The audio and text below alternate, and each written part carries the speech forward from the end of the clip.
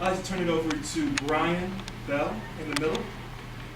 He did our piece on Afrofuturism, our sci-fi piece that I like to say is a wink at Twilight Zone.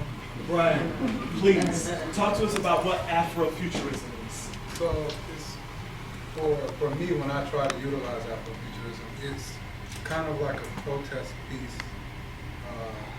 It's a way for me to be able to speak about oppression very directly, but in a way that most people can process it. And so also when it comes to that, like I want to show black people being superheroes and being like scientists and being, you know, these outer worldly type people.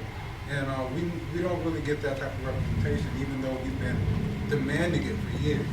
And what Afrofuturism to me is a way to blend all of the work that we do with protests, all of the work we do with racial injustice, and Star Wars.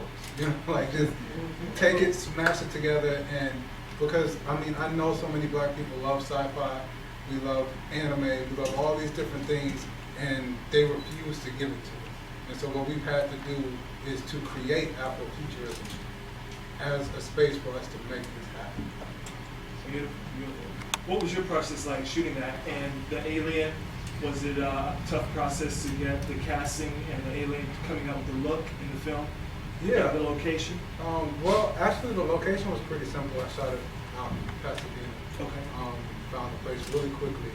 That guy who played opposite of me, John Woodley, was great. He was a great actor, but he was like the second guy I got, because here's the story. The first, so white people don't really like to play the bad guy. Yeah. In films about race. They don't. So I had a guy, he came in, he auditioned, and my first round of auditions, and I had backup people, but this guy was good, you know. So we did the rehearsals, we did a walkthrough with the cinematographer, and then the date, like I want to say it was like 5 or 6 days before the actual shoot, he calls me up and says, hey, my agent saw the script. He doesn't want me to play a guy like that. I can't do it. And I had to do a whole and so like my backup people weren't that good. And so I had to like start looking for other people. But then I had another guy say, oh, well, I'll play that character if he's a good guy later on. I'm like, no, like you're a bad guy. Like you're oppressive. This is what happens. You're gonna play that role and you're gonna own it. And so John came up and he auditioned for me, and he walked into the audition room and was like, look, this is real, I understand what you're talking about. And so like that part about like white people being evil, like he got what I was saying with that. And when he said that, I was like, oh, you pretty much got the role, because you understand it. And so that was the hardest part for me. The alien, I actually found like that. I was like, realistic alien. That's the one. So yeah, so that was my process.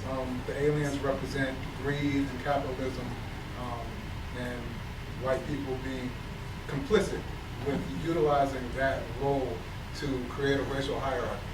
And this show is about just removing every single piece of that, using whoever wants to help can help. And this is part of a web series? Yes, that's the pilot episode. I believe I put in a sneak preview in there for you guys on episode 2 that is specifically about police brutality.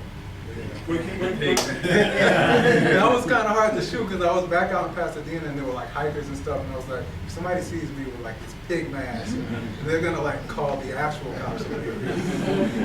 So they can find you on YouTube under what? Yeah, on YouTube, I'm working on getting 100 subscribers, so you guys subscribe so I can have an actual URL. But if you type in Afrofi TV, AFROFI space TV, it will pop up. Afrofi. Afrofi. And if you Google it, it'll pop up too. Afrofi TV, Tyranny, first thing that pops up. Thank you, Brian.